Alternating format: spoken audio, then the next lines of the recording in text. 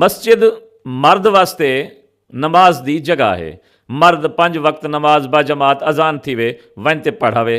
نہ پڑھن والے بندے دے بھی در دے اتے گھر دے نال بیٹھک دے نال اگر مسجد ہوئے وہ بھی کئی مہمان کو دیکھتے یا خود کہیں شوق نال اذان سنتے مسجد وچ ویندے پیا نماز پڑھن دے. نہ پڑھن والا بھی پڑھن دے.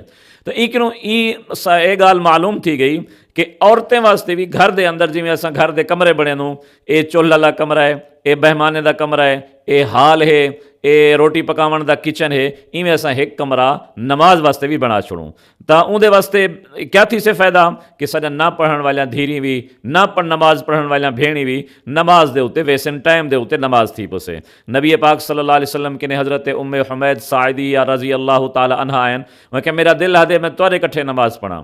نبی سی فرمائے میرے کٹھے میری مسجد نماز پڑھن کنوں بہتر ہے تو اپنی محلے دی مسجد وچ پڑھ. محلے دی مسجد کنوں نماز پڑھن تیرے واسطے بہتر ہے تو اپنے گھر دے صحن وچ پڑھ. گھر دے صحن کنوں تیرے واسطے بہتر ہے تو اپنے کمرے وچ پڑھ. کمرے کنوں بھی بہتر ہے تو اپنے مکان دے کہیں کونے دے وچ ونتے نماز پڑھ. این وجہ کنوں گھر دے اندر جائے نماز بھی مردیں کو بڑھاونی چاہیے تاکہ سارے عورتاں بھی ٹائم دے ہوتے نماز پڑھ سکیں.